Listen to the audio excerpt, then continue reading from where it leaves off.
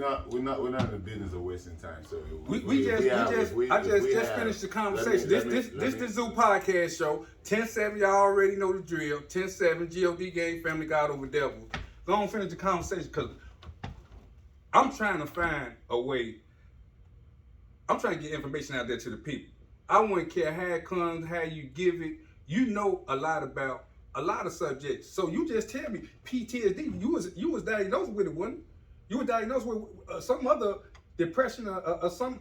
Tell us a little bit something about that. I don't have to be a jizz about this shit, bro. Just tell us, give us something. Cause I got something I'm gonna give to people also. I got some information. I got some classes that I'm gonna tell them about. I want them to take. Man, this shit deep, bro. So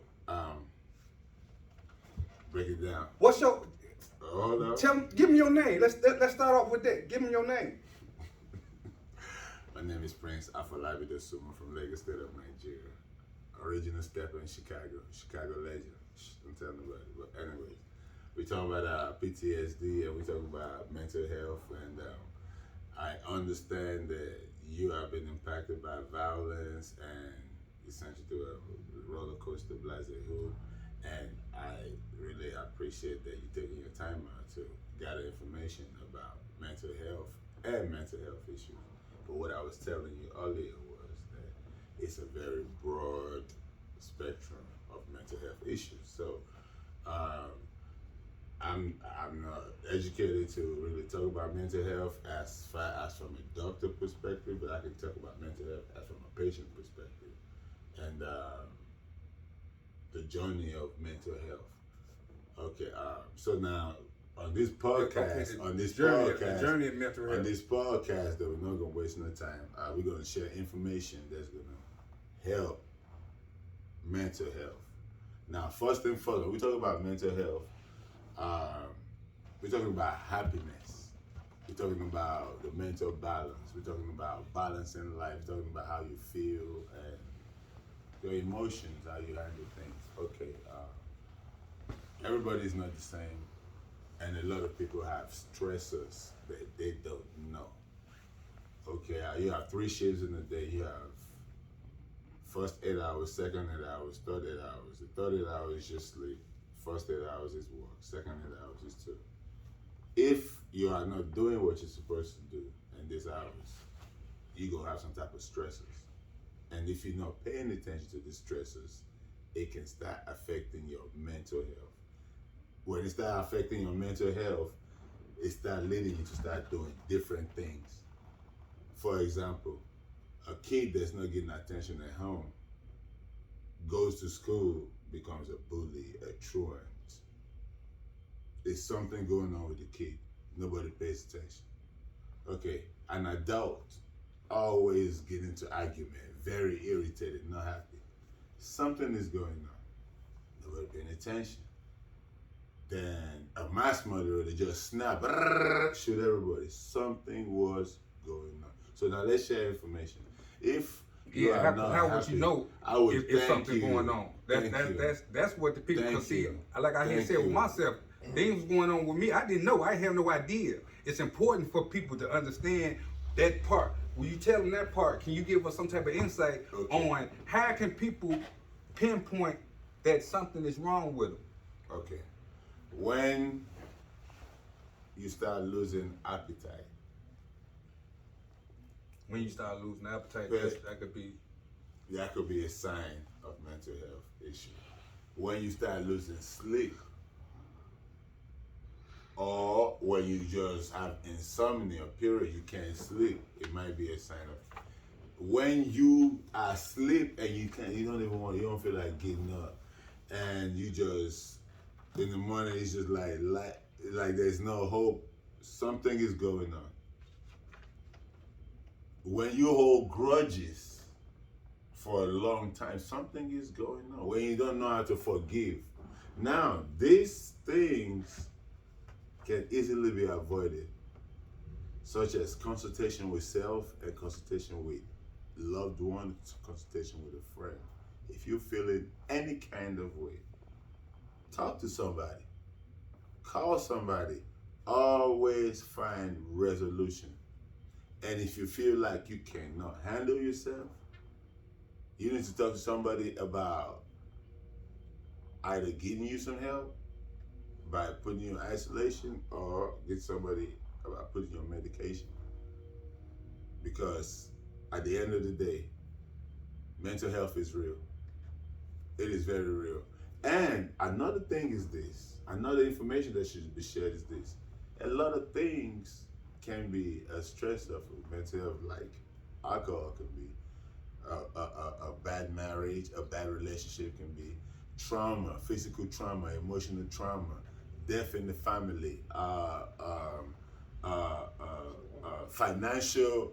It's a lot of things that can lead to emotional problems, aka mental. What happened with you? What led yours? What happened with you that made you had to go seek some help to even find out what you were diagnosed with? With me, it was crazy because I grew up in Nigeria, and it was a total different system from America. And my dad was a disciplinarian. He was in the military, and his thing was everything got to be the military at home. So I always get whooped. So, but every time I go to school, I was getting in trouble. Mm-hmm. Everywhere I go, I was getting in trouble. I didn't know why. I didn't know that. You know what I'm saying? I have authority. I have. It was something I was diagnosed with. I have zero respect for authority. Like I'm a troublemaker. I don't. If I see you in uniform. So, anyways, then I came here. When I came here, since it's a totally different system, I was just berserk. Right. What you mean I was berserk? I didn't respect authority. Number one, I hated authority. I wanted to challenge authority at all times. Mm-hmm. My first case in America was an aggravated battery in the police. I didn't even know all this was going on. That I hated uniform because uniform was punishing me. Uniform? Yeah, my dad's uniform is all I seen. Okay. That's why I was going against all the police. I get rid of battery on the police. I get rid of battery on the police. I get rid of battery on the police. Hold on, did I miss something with your daddy with the police or something? You said your uniform. Where did uniform come from? My dad was a military man. He was a disciplinarian. Oh, okay. All right. He gave me some nice whoopings as a kid. Okay. Now which, as a kid growing up, I'm already having a mental issue that I didn't know about. I had issue with authority, and it was causing me to be a juvenile delinquent. Yeah, and it started from your pop. I was already a juvenile delinquent. I didn't even know. Okay. So now when I got to America, since America is a place of law, it showed, it was blatant. First person I got into a fight with a police officer, they told me, turn around, put your hands in your back. I said, what the fuck with me, what? I got charged for that. I got charged for another one. I went to prison back to back to back for whooping police officer. Why? Why would anybody with... So down the line, when I got to prison, I snapped, really snapped, because it was still the same thing going on. That's what triggered you. So saying authority or some type of authority just always triggered you because it was a start from your old man. I didn't even know. It took me a long time. How would anybody know? Thank you. I didn't know. And that's my point exactly. How would anybody know? I didn't know. So now, mind you, by me starting off that type of journey in America, I already started my own food. I'm fresh off the boat. I done whooped the police officer. I'm fresh off the boat with a nice conviction. So, what's happened after explaining to me? So, I continued in the rebellious way, which led me to a gangster life. Right. And in that, I'm not the type of guy that I'll go to church or whatever because, I was the type of guy that's already in the streets. Started from the streets. I didn't, in 1994, 95, we got a conviction. You ain't getting no job. I don't know about now, but I know back then growing up, I came in, I'm already stamped at 21. as a convicted felon, so I ain't got no choice but to run to the streets. Now, and you stuck in the streets. In that rebellious phase, I became one of the best gangbanger ever because now, you know, shit, it is what it is, let's do it. But that's not the right way. I was suicidal, homicidal. I didn't even know it, but I was enjoying it. That's psychotic. I was already psychotic. I didn't know how to do this shit. So now what happened? I was that guy that run around with them guns. I just love. I knew something was wrong with me. Every time I had a gun, I got to go. What's that? Everybody running this way, away from a gun. I'm the one running. So what's that? Man, I bet you I know what that was. That excited you. I swear, yeah, it did. Even when I got shot, I didn't run from the bullet. I was trying to take the gun. The guy pumped all 357 shells. That's insane. And the crazy I didn't thing know about it, I can relate with it. And I didn't even know it. So now, what had happened was, I guess, oh yeah, so this is what happened. This is how I ended up getting diagnosed. So I was a very nice guy. They already know me in prison. You know, the warden, everybody know what was going on with me. They're like, that guy, yeah, good guy, but he just got a bad temper. So this is what y'all do. CO, walk with him. You know, so I was a walker and all that. So I guess one day this years later then. This is in prison. From a shot. This years later. This is in prison. So around what age was you when you was in prison? Or around what age when you started taking care of that problem? This was in 2001 in Dixon Correctional. That's where this guy here really need help because they wanted to put a guy in my room, in my cell, and I told them no. And they told me I'm an inmate, there's nothing I can do about it. And I told them, look, I don't like you, let me. And I told them, look, I'm gonna tell you like this, you put anybody here, I'm gonna kill him. And after I kill him, I'm gonna kill myself. They said, what you said? I said, yeah. Man. I said, no, don't. That's what I told them. This is in 2001. If you put anybody, I'm gonna kill them. Then after that, I'm gonna kill myself. And they thought I was playing. But you was playing. Hold up. So I jumped up and punched the light. Yeah. It came and I started slicing myself. I drew the first blood. Y'all want to play? So next thing you know, the light came. They like put me in the butt naked. And that's when they really knew something was wrong. And that's when intervention something came. was wrong. Something was most definitely wrong. So then from there, you know, then they started breaking it down to me. What they were saying, they were telling you what no, I just had to go to classes, you know, therapy, you know, where I was being asked about my history, what's going on with me, why am I behaving this way, what do I feel about? Huh? And what did you find out?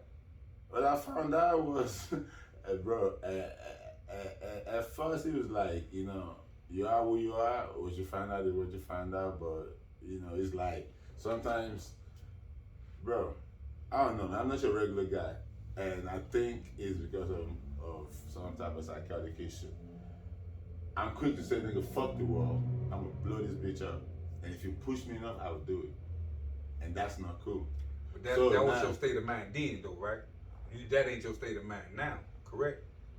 My state of mind now, I'm grown now. I know what I'm dealing with now. I know exactly. I know my stressors, I know my triggers. I know a whole lot, and I know about no matter what you do, even though it's a diagnosis of this or that, you know what I'm saying, you're gonna still be the one suffering the consequences of your action. Like, you know what I'm saying? I know that, you know, this is something that has to be managed, you know. I know that you have to self-perseverance is first. Now, it is so serious to the fact that if you are diagnosed for real, you need to take your meds. Because you say, oh, that's your frame of mind now, right? Your frame of mind. There is no cure for these things. Right. If you're already there, you're already there. Your psych will tell you, I'm sorry, this medication is not going to cure you. Whatever medication you're getting, maybe PTSD medication, maybe depression medication, maybe anxiety medication, it's not going to cure, it's going to help you manage your symptoms. So with the anxiety, my anxiety is, you know, sometimes I panic that everything is not okay, everything's gonna go down, and whatever. And I try not to worry about it, but I'm worried about it. Then my brain just zap in between. You try to worry, not worry, and once your brain is not settled on what to do, it still messes with your heart too, and that's another whole different problem. Wow. You know what I'm saying? Because you can't pinpoint your emotion. I see. So now, this anxiety coming, I'm like, oh my God, I ain't pay this bill, and they're gonna cut this guy off, and the wall from the end, and what's gonna happen, and my kids gonna be on the street, and I didn't eat it. This, you are dealing with anxiety. Right. If you go to the psychiatrist, then they're gonna prescribe you. I'm prescribed Clonazepam or Xanax. It's an anti-anxiety medication that slows you down. It brings you back down. But nowadays people are abusing it. It's an opiate.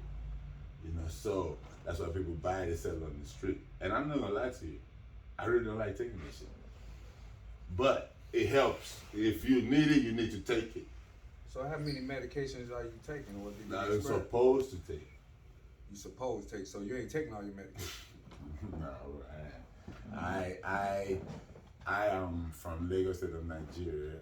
We do herbs, roots, pharmaceutical, and a lot of therapy. Okay. So it's other ways of dealing with stress, anxiety, depression, other than being heavily medicated, because it's a thin line between the government trying to make money off of patients and patients, actually getting help. Because if you go to most psychiatric hospitals, I've been to a couple of, most of them patients are overly medicated. So they give them too much medication. Overly medicated. Overly medicated. It is not. If you have not lived inside of a psychiatric ward, it's a different world. You say it's a different world? It's a different world. It's a totally different world. I mean, are you trying to say like they kind of mistreat you? It's almost the same, because that's supposed. I mean, it's not even mistreating. Right? Okay, check it out. Even if you overly medicated and you've been mistreated, how you gonna know you've been mistreated? If everybody walking around like zombies, pumped up with, you know what I'm saying? How would you know? Can I give you an example? Can I give an example? Yeah. Alright, it's like a kid that got ADHD, right? Mm-hmm. They sit there and they tell them they gotta take Adderall or Concerta or whatever the case may be. Mm-hmm. Let's just say I take it. Okay. I'm supposed to take 16 grams. Okay. But the doctor says here it's prescribed to be 64 grams. Mm-hmm. I sit here, now I got a large amount of this small ass pill and I pop that bitch. Ain't shit you gonna tell me. I'm gonna feel like hearing it, whatever the case may be. I turn to a whole nother person. And I understand that, because I was like, I'm being medicated. I ain't even gonna lie, the same shit he was doing with Adderall, when the doctor gave me my prescription. The Adderall slow you down? Like, personally, it all it did was make me sweaty and hot, bro. Everything you, like I said, everything you gonna say off when I'm off this pill, I don't care, or I'm not gonna understand anyway. I'm not caring. It's a psych medication, but when you over. But what I'm trying to understand is that for help? I mean, I'm trying to explain this, y'all. Is that helping you all? No, he's saying that medications can be abused. That's why I say I stay away from there because of the effects. The reason why you say the question was how many medications are you supposed to take, and I'm telling you that I'm using herbs and roots and African ancient therapy to kind of like manage my symptoms. Yeah. So you watch what you consume. You alter it with the everything is organic with me, because I ain't gonna lie to you, some of the foods that you eat has other type of hormones in it that messes with your central nervous system and your mental health too. You mind telling people maybe some of the things that you might take on the herbs? On the herbs? On the herb side, you know what I'm saying, where you got other remedies and stuff. Yeah, other remedies. I ain't heard that yet. Yeah, basically in Africa as a whole, they always believe in the herbs. I move different herbs for different things. Herbs to cleanse you, It's herbs to boost your immune up. It's herbs for malaria. It's herbs for mental health. It's herbs for everything. But it has to be back from home though, because that's where they practice it at. Over here on this side of the world, on this continent, is pharmaceutical drug, which still is a derivative of herbs. You have cocaine, which are from cocaine plant in Tylenol. You have heroin in Xanax, opiates, hydrocodone. All those are opiates. They come from the poppy seed. All this starts from a herb, but it goes into the factory with little sauce here and there, and they use it as a pharmaceutical drug. But I go straight to the source before it goes to the factory. Right, you just pretty much connected then. Not connected. I mean, well, I got an address in Nigeria. It's a little forest over there, so it's easy for me to give. I can just get on the plane, go, you know. But they have but that's the thing. A lot of people want to know which roots and herbs to put together. You have to go sit down and talk to somebody that, okay, well, I need some herbs for this, and I need some herbs for that, and they can send it to you from Nigeria. You know, that's something you can do, or any African country, or any country that I think they have some herbalists in America too. Yeah. They have what? The herbalists is what they are called. People that practice natural medicine. Yeah. So I hope the information that was shared today about mental health. I'm gonna reiterate. That was real helpful. That was real helpful. The number one knowledge for the day on mental health is please talk to somebody if you feel any kind of way. Please resolve all conflict. Please sleep right, eat right, and always know that tomorrow is another day. And it's about trying to keep yourself motivated also and happy, right? Keep a smile. Try to find something to keep a smile on your face. Mental health is real. Motivate. And sometimes, let me share this with everybody. Sometimes people that are stressed, they don't know they're stressed. So when they don't know they're stressed, they act towards you in a stressful way, and they stress you out. This is what I want you all to do if they ever come around to that type of situation. Always remember, it's not about you, it's about them.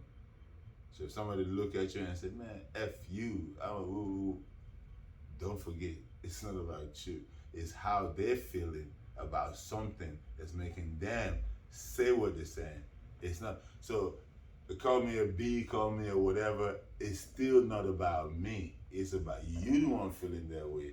And if I let you make me feel like you want me to feel, I just surrender to you. No, I am strong enough to maintain my happiness by understanding simply that, wow, you're an American, you're a human, you have the freedom of speech. So I am whatever you say I am, I'm gonna still be happy, and you still mad. It's not about you.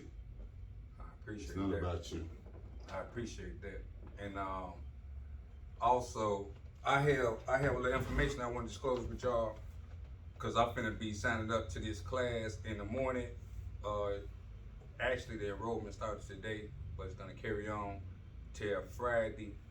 And this is a personal development program called The Science of Well-Being, offered by Yale University.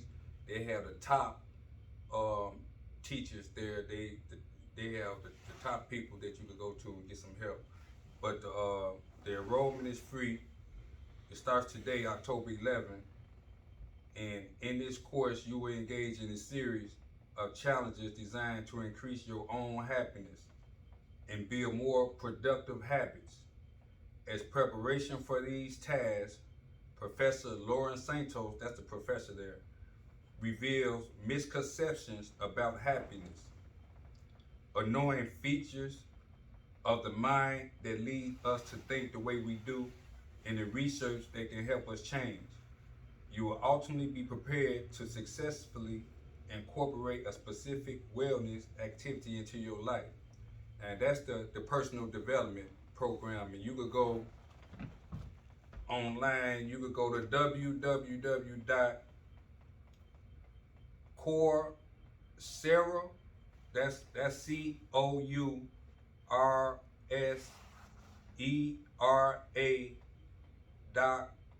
COURSERA.org/learn the science of well-being.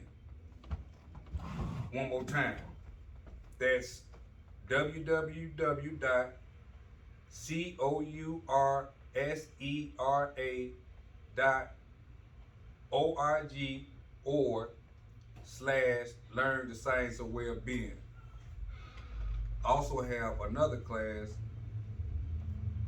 Know Thyself, the value and limits of self-knowledge, the unconscious offered by the University of Edinburgh. And what that do is I'm gonna read off pretty much a scenario of what it do. And it says, that's a challenging but fascinating topic on the way to achieving self-knowledge is the unconscious. For well over a century, psychologists, philosophers, and many others have presented a level,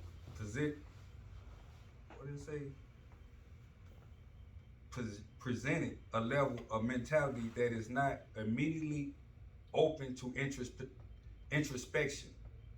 Some would even say that certain unconscious elements cannot be known through introspection. This course will examine some of the most influential ideas about the unconscious, starting with the work of Sigmund Freud, and follow the development of theories of the unconscious all the way to present research in experimental psychology. But be warned, some of the things you may learn about your unconscious mind may be surprising and possibly even disturbing. So that's all them things help you with yourself. And if you're interested, you could go check them out at coursera.org/learn/know thyself the unconscious. Once again, www.coursera.org/learn/know thyself the unconscious. And we're gonna wrap that up today with the zoo. I appreciate my brother. I appreciate you for coming out and sharing that with you, man. That was a lot of information. That's a lot of information, man. You're gonna have to come back on. You know, we already got something going where we're gonna start moving around and speaking to people about this gun situation. You know, cause we want everybody to put them guns down. And yeah, you know, that's a section of my organization that I'm kind of like really passionate about. It's called City Brave. Chi-Town Brothers rallying against violence everywhere. We got to do something about the gun violence, because really it's like only losers actually really do the killing.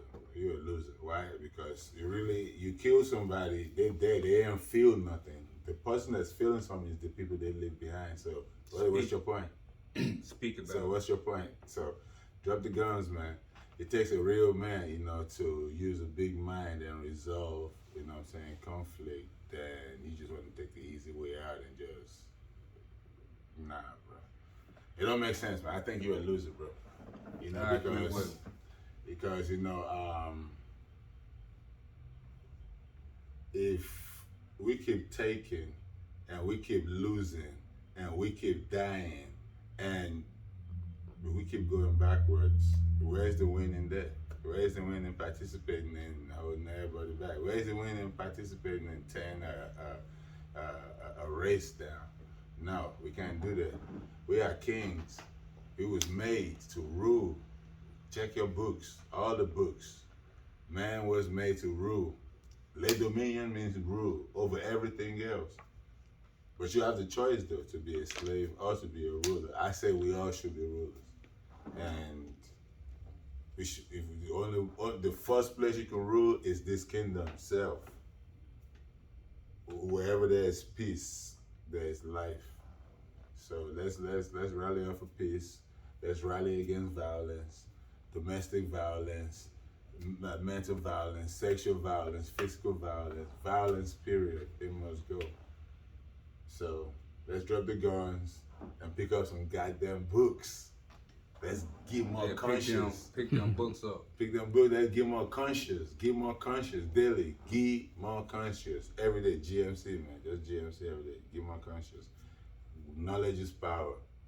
The more you know, the more you can control. When you can control, you'll feel good. When you feel good, you do good. Let's keep doing good. That's real talk right there. That's real talk. And we're gonna go and get ready to end this. I do have to go see my counselor in the morning. Your boy do have a counselor. You know, is there anything else you wanna say to the people? You got a website or something? We could reach you, we could follow, we could support you, or you just, right now, you good. Yeah, man. You can email me if you want to email me. You can email me igmc247@gmail.com or igmc247@icloud.com. I'm welcome to any suggestions. I am my brother's keeper. I'm a good brother, and I like to do good. Let's make it happen. Hit my line. igmc247@gmail.com. And you can follow me on Instagram, King Prince Amir, and on Facebook, my real name Antonio Jones. You can follow me on there. And your boy finally finna go get his counseling. I got my appointment in the morning. But we do have a special show for y'all tomorrow. I have a young lady on tomorrow, man. She got an interesting story. We will be putting y'all in tune with that tomorrow. But for right now, man, it's 10-7, man. We love you. G.O.D. gang, God over devil. I ain't hear what you said. Click the link to subscribe. Oh yeah, click the link. I'm always forgetting that. On my first podcast show, you remember I had told y'all subscribe. Click the link to subscribe. That was that's one of the things I be talking about. Yeah, but look, that's one of the things I was talking about where I be thinking they already know that. I be thinking they already know that. Click the link and I be forgetting to say that anyway. Yeah, y'all please it's a subscribe, share. Click the link to subscribe. Thank you. That's the zoo. We up. G.O.D. gang, God over devils. Oh, man, I like that. That's natural. Now, that's what